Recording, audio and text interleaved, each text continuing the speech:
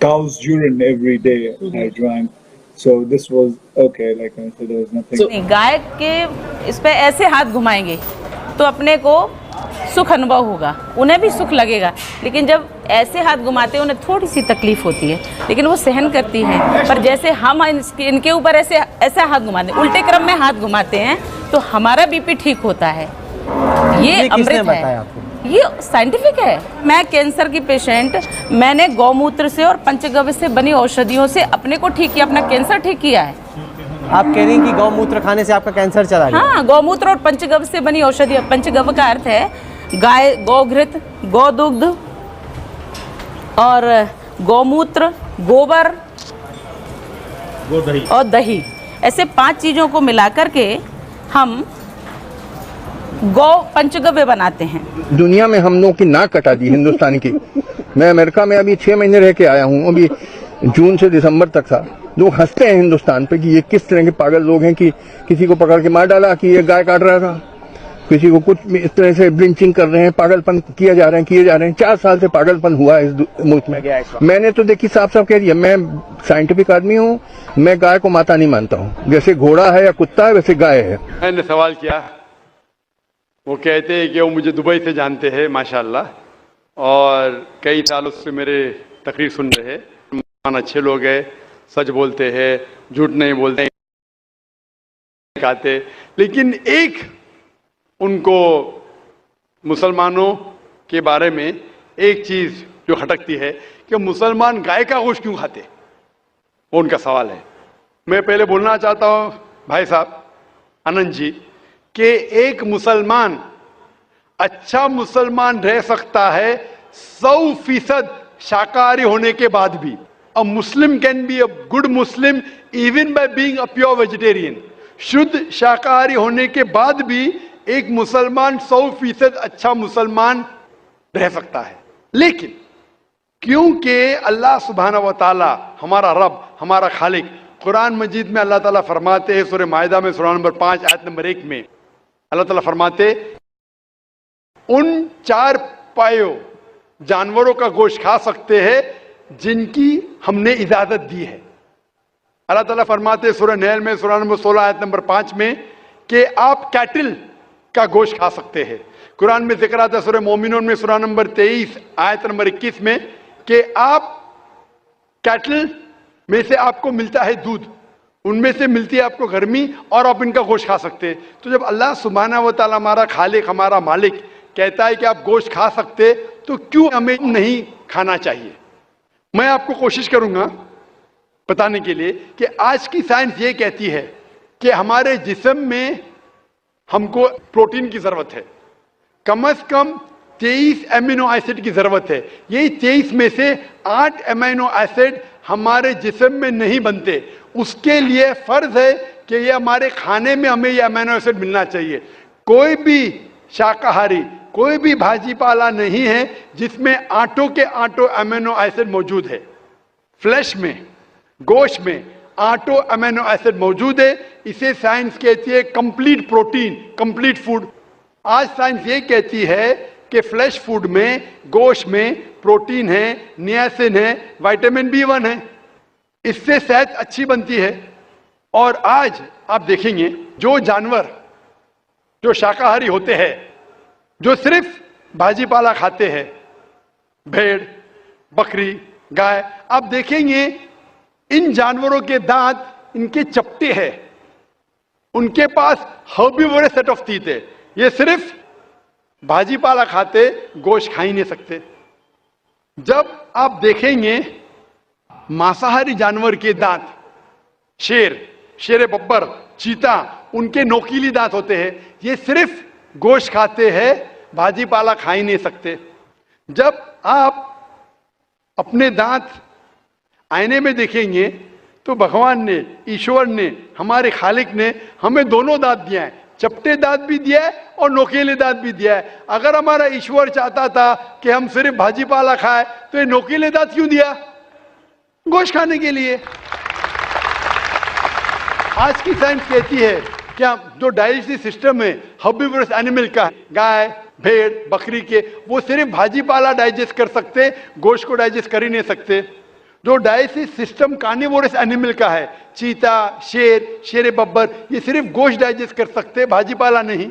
लेकिन हम इंसानों को अल्लाह ताला ने, हमारे ईश्वर ने स्मॉल इंटेस्टाइन भी दिया है, बिग इंटेस्टाइन भी दिया है। हम भाजीपाला भी डाइजेस्ट कर सकते हैं, गोश्त भी डाइजेस्ट कर सकते हैं। अगर हमारा ईश्वर चाहता था कि हम सिर्फ भाजीपाला खाए, तो हमें ये डाइजेस्टिव सिस्टम क्यों दिया जो गोश्त को भी डाइजेस्ट कर सकता है?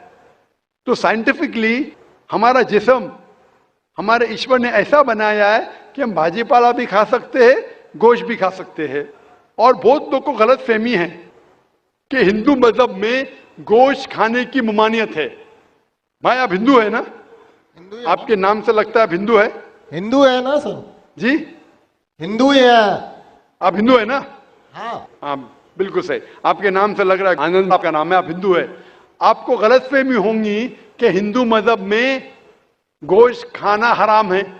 आप जब हिंदू मजहबी किताब पढ़ते हैं, आपकी मजहबी किताब में लिखा है कि गोश्त भी खा सकते हैं, मांस भी खा सकते हैं और बीफ भी खा सकते हैं, गाय का गोश्त भी खा सकते हैं।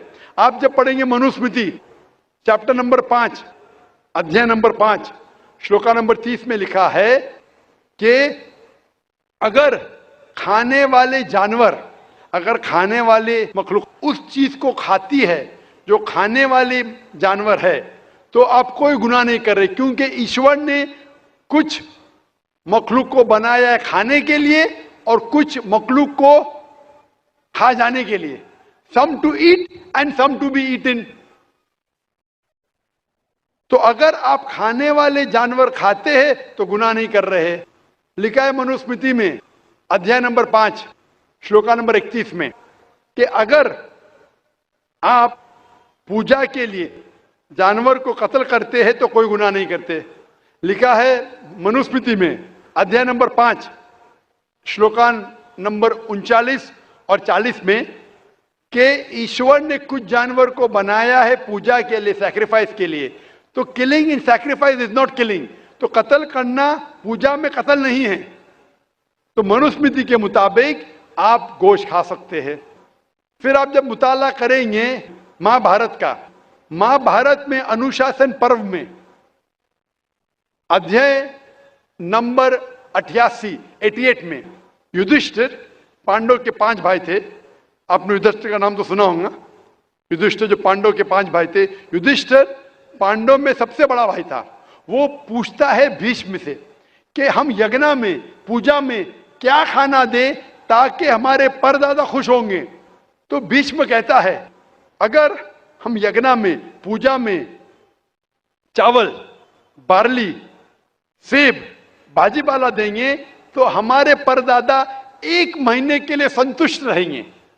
अगर हम मछली देंगे तो 2 महीने के लिए, अगर गोश्त देंगे 3 महीने के लिए, अगर खरगोश देंगे तो 4 महीने के लिए, अगर बकरी देंगे तो 5 महीने के लिए, अगर सुअर देंगे तो 6 महीने के लिए, अगर परिंदा देंगे तो 7 महीने के लिए, अगर हिरन देंगे तो 8 महीने के लिए, अगर बैल देंगे तो 11 महीने के लिए, अगर गाय देंगे तो पूरे 1 साल के लिए हमारे परदादा संतुष्ट रहेंगे।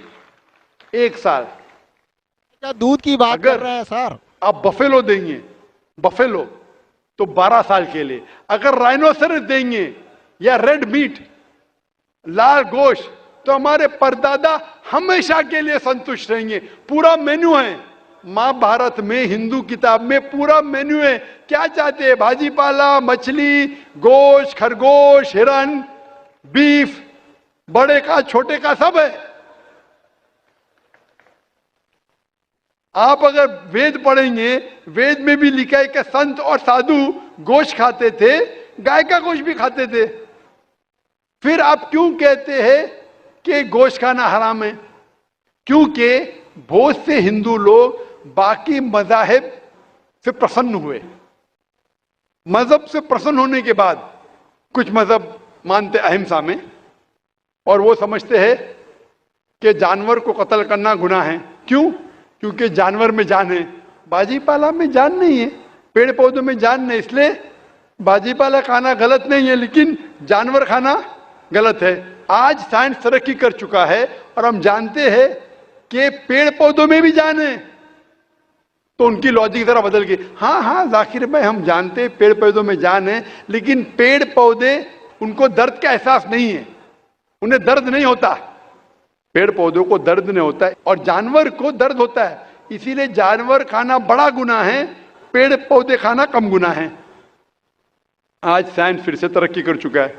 तरक्की करने के बाद आज साइंस ये कहती है कि पेड़ पौधों को भी दर्द होता है, लेकिन उनकी दर्द की आवाज आपको सुनाई नहीं देती। हम इंसान सिर्फ 20 साइकिल्स और 20,000 साइकिल्स के दरमियान फ्रीक्वेंसी में सुन सकते, इसके नीचे इसके ऊपर नहीं सुन सकते। वो चीखते हैं लेकिन हमें उनकी आवाज सुनाई नहीं देती। तो एक शख्स ने मुझसे सबसे ज्यादा बहस किया और कहा कि जाकिर भाई, मैं मानता हूं कि पेड़ पौधों में जान है, पेड़ पौधे को दर्द होता है, लेकिन पेड़ पौधों में सिर्फ 2 या 3 सेंसेस है, जानवरों में 5 सेंसेस है, इसलिए जानवर का कत्ल करना बड़ा गुनाह है। तो मैंने उससे पूछा कि अगर आपका भाई पैदा होता है 2 सेंसेस कम के साथ, वो सुन नहीं सकता है और बात भी नहीं कर सकता है, गूंगा है और बहरा है, जब वो बड़ा होता है और अगर कोई इंसान उसका कत्ल करता है तो क्या आप जाके कहेंगे जज से, मिलॉर्ड कातिल को कम सजा दो क्योंकि मेरा भाई गूंगा था, बहरा था, वो सुन नहीं सकता था, बात नहीं कर सकता था?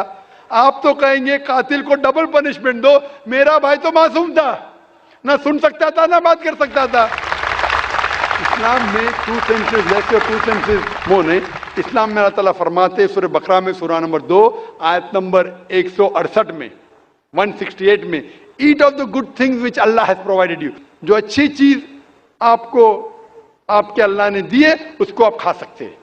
तो आप अगर मुताला करेंगे मजहबी किताबों का और साइंस का, गोश्त खाना कोई गलत नहीं है और मुझे खुसूसन कोई गिला शिकवा नहीं अगर गैर मुस्लिम, अगर हिंदू गोश्त नहीं खाते, मुझे कोई गिला शिकवा नहीं, क्योंकि अगर सब हिंदुस्तानी गोश्त खाने लगेंगे तो हिंदुस्तान में गोश्त का भाव बढ़ जाएगा। आज महंगाई का जमाना है, पेट्रोल का भाव बढ़ रहा है, सब हिंदुस्तानी गोश्त खाने लगेंगे तो गोश्त का भाव भी बढ़ जाएगा। तो मुझे कोई गिला शिकवा नहीं आप अगर गोश्त नहीं खाते, लेकिन अगर आप ये कहेंगे कि गोश्त खाना गलत है तो आपको आपकी मजहबी किताबों के बारे में नहीं पता है और साइंस का भी नहीं पता है। अगर आप कहेंगे किसी की जान नहीं लेना चाहिए तो आप 2 मिनट भी जी नहीं सकते। हम जो सांस ले रहे हैं ये जर्म्स है, जर्म्स में भी जान है, आप सांस लेने से उनका कत्ल कर रहे तो आप जी नहीं सकेंगे। इस्लाम में यह है कि जो चीज की इजाजत है वो आप खा सकते, जो हराम है उसको नहीं खाना चाहिए। Hope that answers the question.